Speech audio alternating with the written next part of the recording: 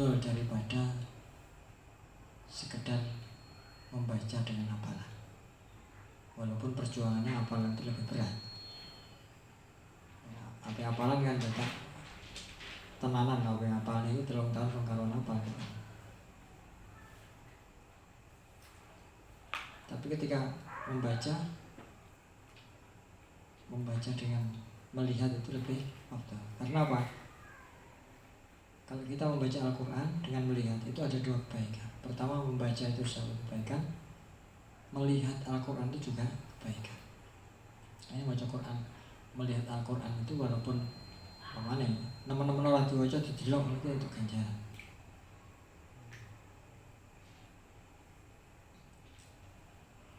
Teman-teman, tapi ya teman mau ibadah nyapa buka Quran rawu aja nguasin.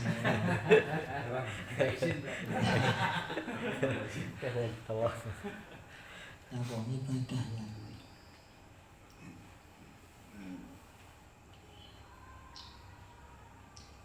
Jadi ada 2 kebaikan yang dikumpulkan ketika kita membaca dan melihat tulisan Al-Quran. Apa? Maca kuwi karo ndelok tulisan Al-Quran. Lah apa piye? Ya apa ya apik. Itu sebuah perjuangan juga kan. Ngapalnya 3 tahun mesti hafal. Bahkan ada orang yang hafalan itu sampai puluhan tahun gak hafal-hafal. Misalnya Abdullah bin Umar setiap juz itu 8 tahun 8 atau 6 tahun. Tapi bukan karena bodoh, gak karena utak HP ada cerdas, tapi sampai cerdasnya tidak mau pindah ke hafalan yang lain sebelum bisa hafal dan mengamalkan apa yang sudah dihafalkan. Jadi sangat pinter ya kan. Nah, dia hafal-hafal itu bodoh. Dia ya, jadi aku pinter tapi lalian. Tabat iso muter ya. Kuliah Al-Kafirun, surat Al-Kafirun. Ini lah iso teko mburi.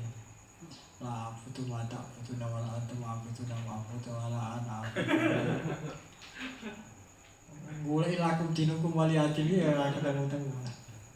Tabat ya mana? Tabat cinta api tabat cinta. Iki dia gitu. Membaca dengan melihat itu lebih baik, lebih afdal daripada sekedar hafal. Walaupun hafal itu sebuah nilai tersendiri. Makanya kalau ketika ada yang tahu sapa ashabuna biro sahabat itu.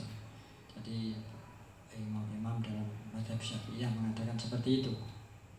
Bahwa masyhurun anis salaf.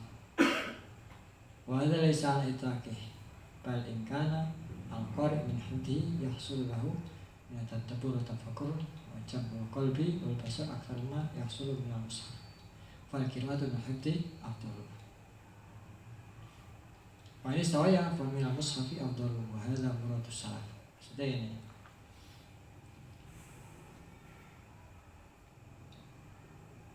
Tapi pendapat seperti itu tidak mutlak.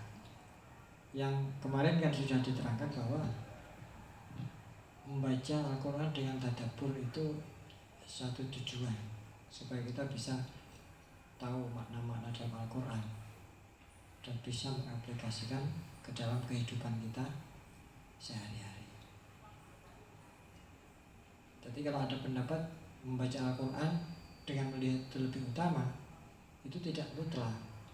Ada yang membaca Al-Quran tidak melihat tapi juga afdal. Apa? Kalau memang itu bisa membawa dia kepada tadabbur, berangan-angan tentang maknanya Al-Quran itu yang dibaca itu. Imam Syafi'i ketika bertamu ke rumahnya muridnya Imam Ahmad bin Hanbal, sholat isya baru mlebu kamar terus gak metu meneh. Metu-metu subuh langsung sholat subuh.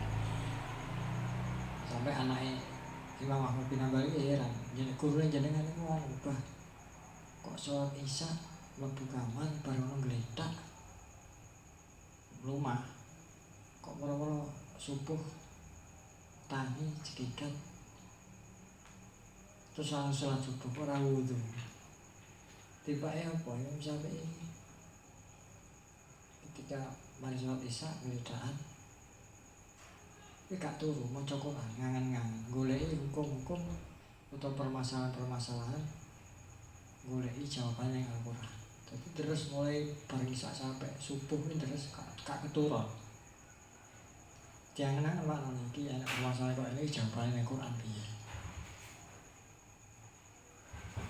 Nah, yang seperti ini ya afdal belum utama. Karena apa? Tadaburnya bisa didapatkan.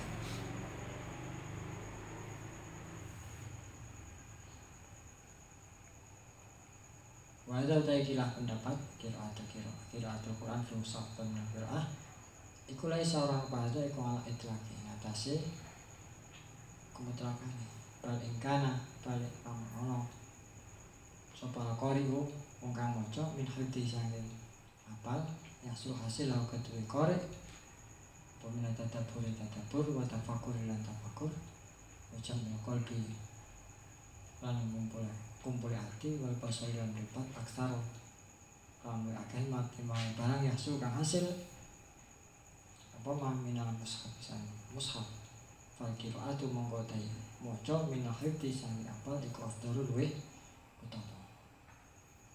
Tapi memang dia membaca dengan tidak melihat Al-Quran itu lebih bisa tafakur tadabur ya luwih apik orang masih. Wah ini setawa ya lamun podo maca Al-Quran karo delok utawa karo ora delok karo apalan. Tapi podo iso podo-podo iso angen-angen. Faminal mushafi afdalu. Monggo maca kelawan maca saking mushaf iku afdalu luwih utama. Maca karo delok ini bisa tadabur karo apal ya bisa tadabur maca apa ya lha kuwi sing luwih apik karo delok soalnya ada dua kebaikan tadi. Pertama kebaikan maca, nomor dua kebaikan melihat Al-Quran dan mushaf itu. Makanya ada kudu duwe Quran omah jadi ikon tapi aja kok dipasang kok diwaca pendina dibuka diwaca raketan salaman jan wong Jawa sarai kan susu ngoten dhewe kok badane meneh atau meneh badane meneh. Al-Quran itu dibaca walaupun tidak tahu maknanya, tidak tahu artinya untuk ganjaran bisa membersihkan hati. Senajan to ora paham wong senajan to ora paham.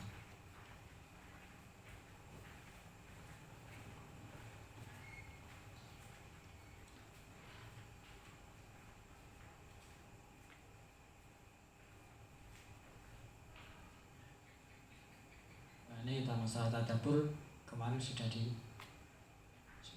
ini, tapi ada anu lagi. Kemudian wa istahabu al-buka. Wa istahabu lan sunatake apa al-buka nangis. Watabakilan apa berusaha nangis.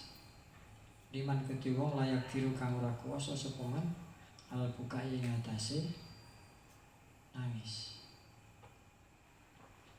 Jadi disunahne maca Quran dengan nada atau perasaan nangis. Iya disunahne. Utawa berusaha menangiskan diri. Makanya wong sing menghayati tenang iso tadabbur maknanya Al-Qur'an, nek maca iki susah dengan susah apalagi pas melewati ayat-ayat yang menerangkan tentang azab. Bukan terucur aja berarti rada maknane iku ya. wong sing diceritakne suatu kengerian, kepanikan tapi ekspresine ora wedi blas ya.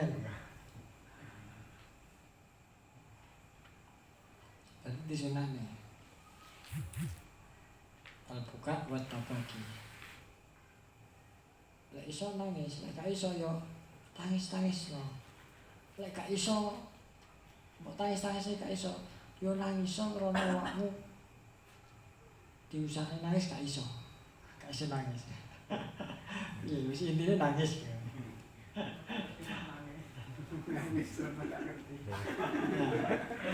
Ini termasuk nyapa nangis. Aku ngaruh wae. Itu nangis.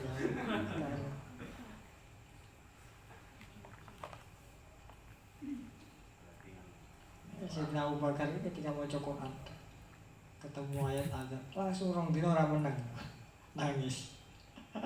Awake dhewe maca bolak balik sakrasa blas. Iki bedane ada karo ulama zaman biyen. Ini ora akeh-akehan, tapi bagaimana memaknai Al-Qur'an. Jadi iso resep tenang. Bisa dilakoni dalam kehidupan sehari-hari.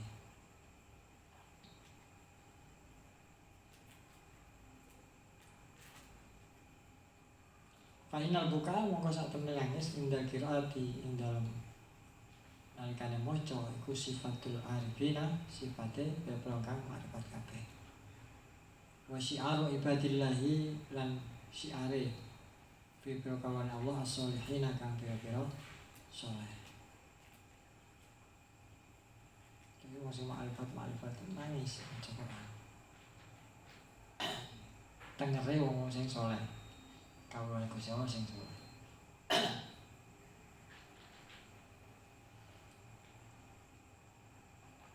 Wakala dawu sapa Allah Gusti wa ta'ala wa yakhirru lil azqani yaquna yaziduhum khusyu'an. Wa qad zakatu anna menutur sapa ingsun asar ing pira-pira asar kasiratan kang akeh. Waradat kang tumeka apa asar fi dzalika ing dalem kono-kono nangis fi tibyan yang dalam kitab at-tibyan fi adabi hamalatil Quran yang dalam adabi yang hafal tunggu Al-Quran.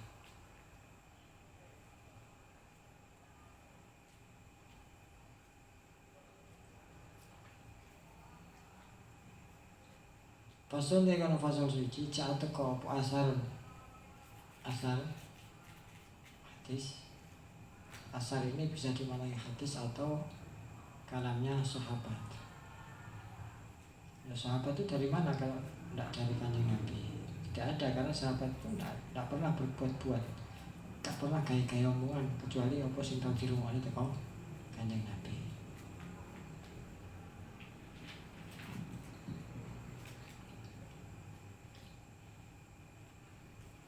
Bifadilati rafi saut kelawan kautamane banterake swara bil qiraati kelawan maca. Kita harus makan banter. Kok bunga-bunga mesti banter iki kok meneng jero ati kan. Di mulut, di lidah, di bibir. Jadi kayak ngomong-ngomongan ini iki. Jadi kok di batin ning jero ati. Bisa ya maca di batin. Tapi ternyata ada asar, ada hadis-hadis yang menerangkan tentang keutamaan membaca Al-Quran dengan ada suaranya. Sayyidina Umar ketika krungu adiknya maca Quran terus tersentuh hatinya tersentuh terus masuk Islam. Nanti hidayah, Allah yang menggerakkan hidayah. Ada gak iso, musahane wong sadar gak iso. Hanya kita berusaha untuk menyampaikan. Kita menyampaikan dengan ikhlas dari hati yang paling dalam, insya Allah. Karena perkataan yang muncul dari hati itu akan bisa sampai ke hati juga. Omongan itu sing ngomongnya ikhlas, sing ngomongnya ya gampang eling nyantol. Ya sing ngomong gak ikhlas, gak tau tirakat, gak tau apa. mlebu kuping tengen metu kuping kiwa. Kur liwat tok lah. Makanya kan beda omongane wong biyen karo saiki gitu. Biyen gak pati akeh berbalik, tapi begitu enek kiai dawuh ngene langsung kelingan kabeh. Mbah Yemben dawuh ngene. Mbah Yemben dawuh ngene, biyen wali ke dawuh ngene, mamane. Saiki akeh dai-dai. Tapi begitu ngomong wis sing diomongne apa wong bare sakean blas sing diomongne. Ya, karena apa? Sing ngomong ya kudu teko lisan tok, ora teko ati. Kuluma saudara melakal, setafa. Segala sesuatu sing metu teko ati ki mau iso ngeneki ati. Kuluma saudara minalisan lam yatajawaz illa anil hasan. Apa-apa sing metu teko lambe kuwi gak iso ngliwati kecuali gur ngliwati kuping. Dadi gak masuk njero ati. Delok pengajian, delok saiki bahasane. Delok pengajian umum wah piye lucu. Apa sing intine? Ora lho selalu. Akeh sing ngene. Model saiki.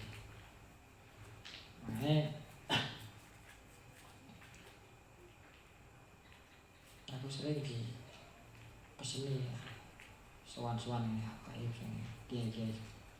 Jenengan mulang. Jadi pesene kon mulang. Soale wong dakwah kuwi ceramah kuwi akeh tunggale akeh wong iso. Tapi lek ngaji ora mesti kabeh wong iso. Ya penting, ceramah penting. Karena sing gelem mulang alibat tak sak wis sakjane sing paling mulya. Makane gak oleh wong isin profesine apa? Ngapunten kula namung guru TPG. Guru TPG kok namung kuwi sing diajarne Quran lho. Iya lho.